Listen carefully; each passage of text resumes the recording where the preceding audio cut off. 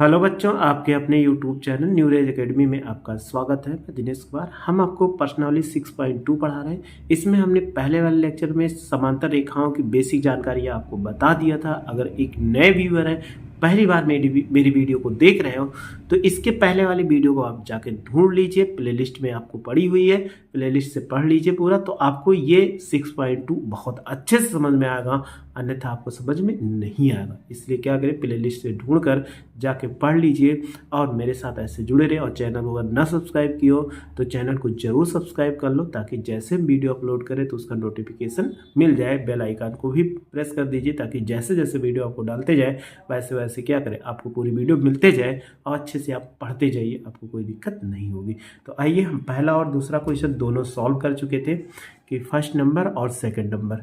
आज हमें इसके आगे क्वेश्चन सॉल्व करना है।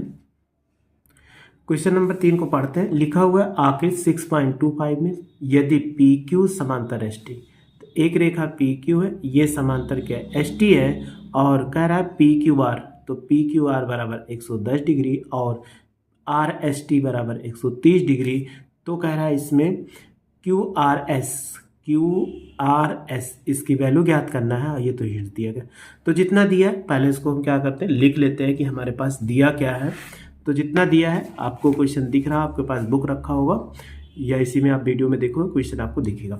अब आप देखो, सबसे पहले 3 नंबर क्वेश्चन है हमारे पास, चित्र हमने बना के रखा है।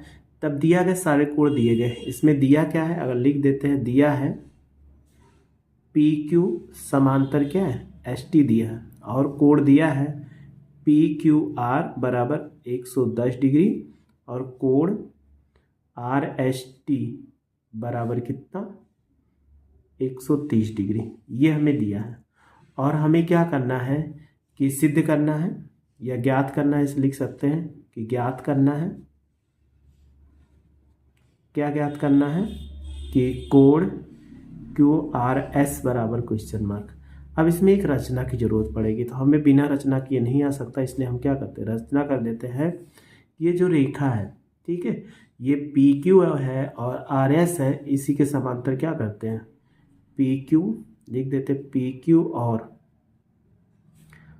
एस टी के समांतर एक रेखा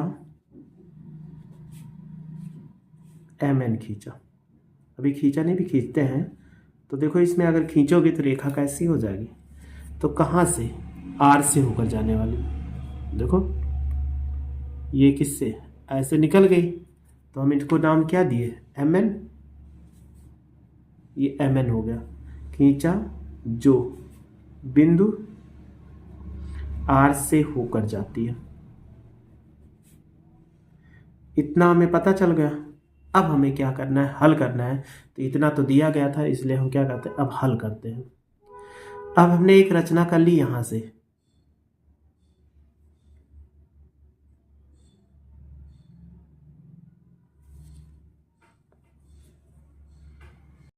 अब हम क्या करते हैं, इनको हल करते हैं। तो हल करने के लिए सबसे पहले आपको जो दिया गया वो लिख लीजिए। तो अभी हमें दिया गया है, हमने यही कहा कि पी क्यू, ये पी क्यू तथा एस टी के समांतर रेखा एम एन खींचा। तो अगर आप देखोगे पी क्यू समांतर क्या होगा, एम एन है। एम एन को तिर्यक रेखा क्या है, क्यू आर काटती है या परछेद करती है। अगर ये काटती है, तभी हमने बताया था एक ही ओर बना अंतःकोणों का योगफल कितना होगा, 180 डिग्री होगा। तो कोण क्यू और कोण आर को जोड़ दे तो कितना डिग्री, 180 डिग्री हो जाएगा। तो हम लिख सकते हैं कोण पी क्यू आर प्लस कोण क्यू आर एम बराबर कितना, 180 डिग्री। तो देखो, इसकी वैल्यू दिया गया पी क्यू आर की 110 प्लस कोण क्यू आर एम बराबर 180 डिग्री। अब 110 को उधर ले जाओ तो कितना हो जाए, कोण क्यू आर एम बराबर 180 और माइनस 110 घटा दीजिए, 0 में से 10, 8 में से 1 गया 7, तो ये 70 डिग्री आ जाएगा। इतना हमें मिल गया। फिर आगे इस तरफ आ जाइए। इस तरफ आते हैं तो एस टी समांतर किसके, एम एन के हैं। तो तथा दिया गया है कि एस टी समांतर क्या है, मान लिया एम एन के हैं, को तिर्यक रेखा एस आर, देखो तिर्यक रेखा क्या है, एस आर काटती है।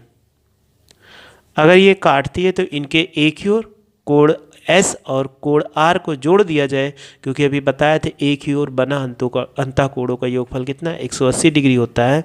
तो कोण टी एस आर, मतलब ये हो जाएगा आर एस टी लिख दे या टी एस आर लिख दे, और प्लस कोण क्या होगा कि एस आर एन हो जाएगा, बराबर कितना 180 डिग्री। तो टी एस आर मतलब यही आर एस टी, तो ये बीच में आता है एस, इसीलिए इसी को बता रहा है। तो ये कितना 130 डिग्री और प्लस हो जाएगा एस आर एन बराबर 180 डिग्री।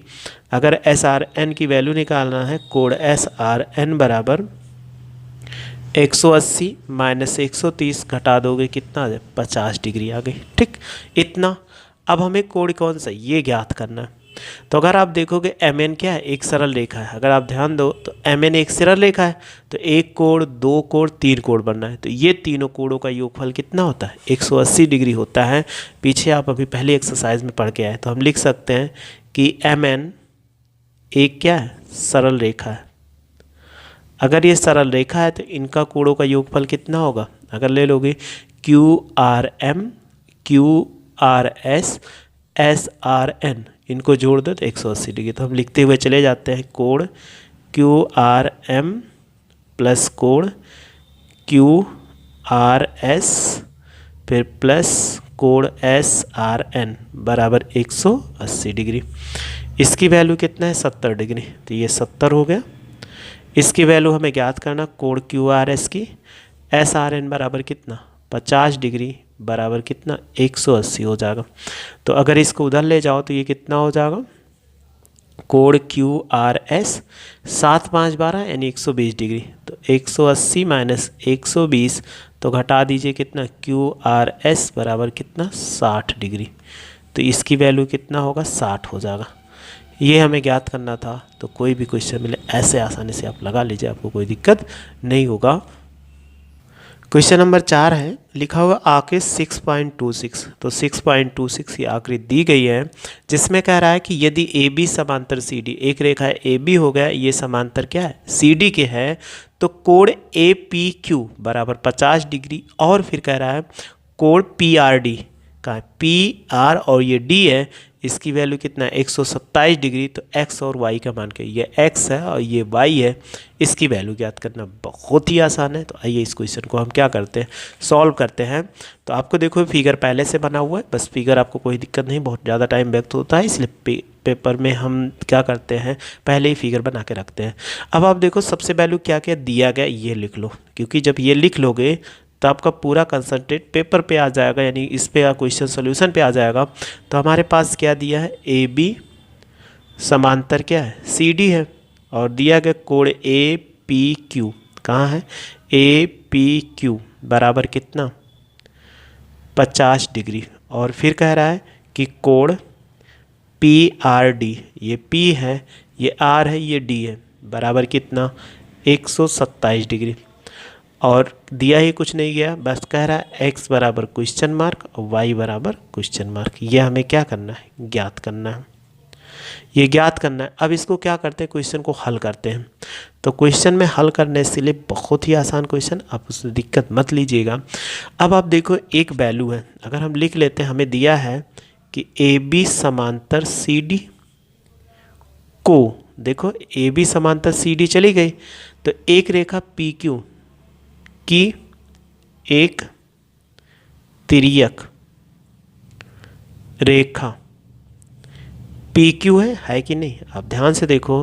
तो ये रेखा क्या है, अगर ऐसे चले गए तो इसमें, तो अभी हमने बताया था एक तरफ के यानी किसी भी दो रेखा समांतर उसके एकांतर अंतः कोणों का योगफल क्या होता है, बराबर होता है। तो आप लिख सकते हो कोण पी क्यू आर बराबर कोण ए पी क्यू, कैसे एकांतर अंतः कोण, अभी हमने पीछे बताया था इसके पहले वाले लेक्चर में, तो एकांतर अंतः कोण आप पढ़े हो। तो पी क्यू आर बराबर क्या है, यहाँ x लिख दो, और ये वैल्यू कितना है 50 है, तो यहाँ पर क्या लिख दो 50, बस इसका आंसर आ गया। ये पहला आंसर आ गया। दूसरा फिर आ जाते हैं, फिर ये रेखा समांतर दी गई है, हमें फिर दिया गया, तथा ये भी कह रहा है ए बी समांतर सी डी फिर से है, लेकिन अब की रेखा कौन सी, पी आर क्या है कि पी आर एक क्या है, तिर्यक रेखा है। अगर ये तिर्यक रेखा है तो हम क्या कर सकते हैं इसको कि इनके कोणों का, तो आप देखो कोण क्या होगा, अगर यहाँ देखो ए पी आर तो कोण ए पी आर बराबर कोण क्या होगा, एक ही और इसके बराबर कोण पी आर डी, कोण पी आर और ये हो जाएगा डी, ये भी क्या है एकांतर अंतः कोण है। अब ये कोण देखो दो भागों में बढ़ गए, यानी ए पी आर एक रेखा है ए पी क्यू, चलिए दो भागों में डिवाइड कर दी, तो दो भागों में जैसे डिवाइड कर दी वैसे लिख दो, कोण ए पी क्यू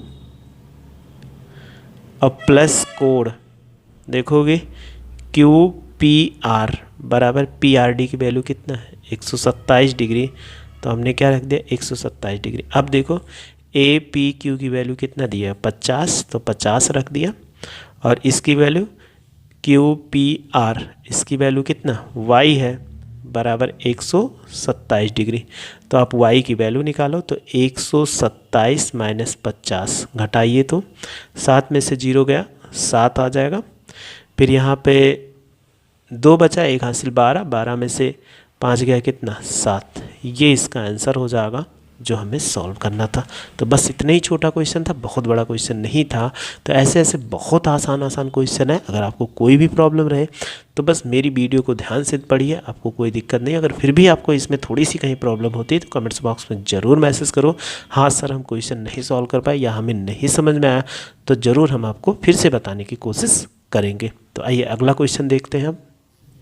चलिए इस एक्सरसाइज का लास्ट क्वेश्चन सॉल्व करते हैं, क्वेश्चन नंबर 5, और इस लेसन का भी लास्ट क्वेश्चन है। ये भी थोड़ा सा टिपिकल है लेकिन बहुत ज़्यादा टिपिकल नहीं। अब मेरे साथ पढ़ रहे हो, आपको कोई दिक्कत नहीं होगी। चलिए पढ़ते हैं क्वेश्चन। आखिर 6.27 यानी ये लिखा हुआ है 27 में पी क्यू और आर एस, तो ये लिखा हुआ पी क्यू तथा आर एस, इसमें कह रहा है कि आर एस दो दर्पण हैं जो एक दूसरे के क्या है समांतर हैं, और एक आपतित किरण ए बी, तो ये देखो एक किरण आप ए बी चली गई और दर्पण पी क्यू से बी पर टकराती है, यानी पी क्यू से बी पर टकराई, और परावर्तित किरण कह रहा बी सी, तो ये क्या हुआ परावर्तित किरण पथ बी सी, तो यहाँ से परावर्तित हुई बी सी, तो आर एस से टकराएगी और पुनः सी डी के अनुदिश परावर्तित हो जाती है, यानी यहाँ से आती है बी सी, फिर ये आर एस से टकराकर सी डी अनुदिश चली जाती है। तो हमें सिद्ध करना है ए बी समांतर सी डी, ये हमें सिद्ध करना है। तो सिद्ध करने का जो मेथड होता है उसमें क्रम से रखा जाता है, ऐसा नहीं बिना क्रम से रख दे। तो हम बुक को हटा के अब इनको सॉल्व करते हैं। तो देखो आपके सामने ये फिगर दिख रहा है कि 5 नंबर क्वेश्चन है, तो इसको हमें क्या करना है सॉल्व करना है।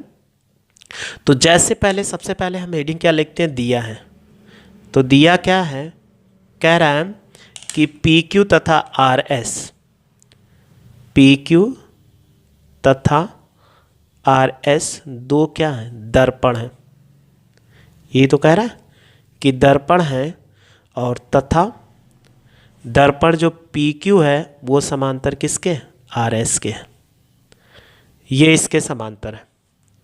ये हमारे पास दिया है कि पी क्यू समांतर क्या है आर एस है। अब इसमें आपतित किरण क्या है ए बी, ये सब लिखा हुआ है, इसको नहीं लिखते, उससे बहुत ज़्यादा हमें ज़रूरत नहीं है, बस इतना लिख दो आपतित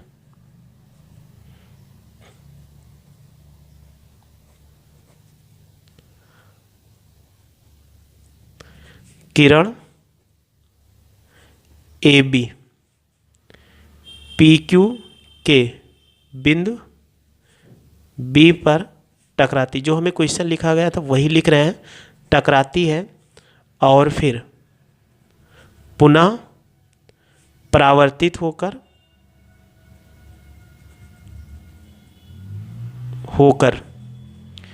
बी सी दिशा में चली जाती है, और चली गई, फिर ये क्या कहे पुनः पुनः ये किरण दर्पण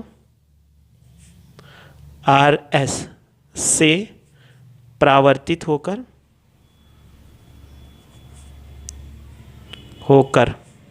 CD की दिशा में चली जाती है।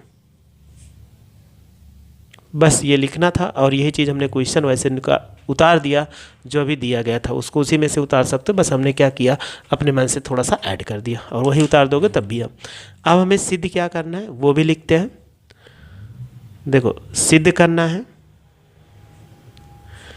AB समांतर क्या है CD है, ये हमें सिद्ध करना। लेकिन इसके लिए आपको थोड़ी सी क्या करनी है, रचना करनी पड़ेगी। तो रचना हम कर लेते हैं। रचना, अब यहाँ से ये समांतर है, जब ये समांतर तो इस पर एक लंब डाल दो कि यहाँ से अगर लंब डालेंगे, क्योंकि जब रेखा कोई आपतित किरण हो जाती है तो उस पर लंब खींचा जाता है। तो इसको मान लो M हो गया और यहाँ से इस पर लंब डाल दीजिए तो ये क्या हो जाएगा, ये लंब डाल दिया, क्या हो गया CN हो गया। अब CN हो गया तो इसके आपतित कोण बनते हैं। जब कोई प्रकाश की किरण चलती है तो क्लास आप 8 में पढ़े होंगे तो आपतन कोण, इसको हम I1 मान लें यहाँ से, और इस तरफ गई तो ये कितना हो जाए R1 हो जाए यहाँ पर। फिर ये परावर्तित जब दूसरे दर्पण से, तो यहाँ पर आपतन कोण, तो ये I1 हो जाएगा, ये I2 हो जाएगा। और जब इस तरफ गया तो ये कितना I2 हो जाएगा, क्योंकि जब कोई प्रकाश की किरण चलती है तो उसके परावर्तन का नियम कहता है आपतन कोण परावर्तन कोण।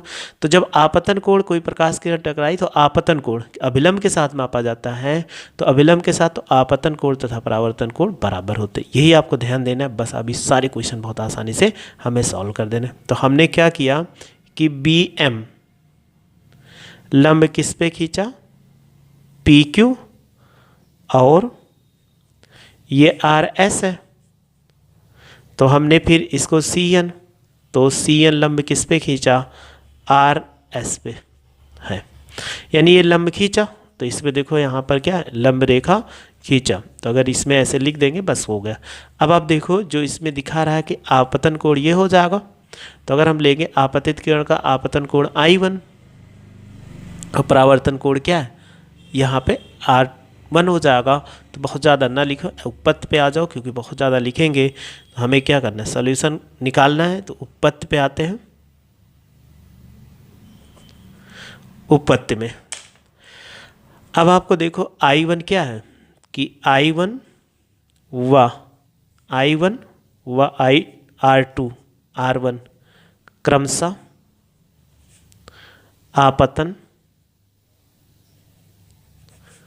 कोण और परावर्तन कोण है। परावर्तन कोण है तो परावर्तन के नियम से हम लिख सकते हैं कि परावर्तन के नियम से, परावर्तन का नियम क्या कहता है कि आपतन कोण परावर्तन कोण के बराबर होते हैं। तो हम लिख सकते हैं I1 बराबर कितना R1 हो जाएगा। इक्वेशन क्या हो गया, फर्स्ट हो गया।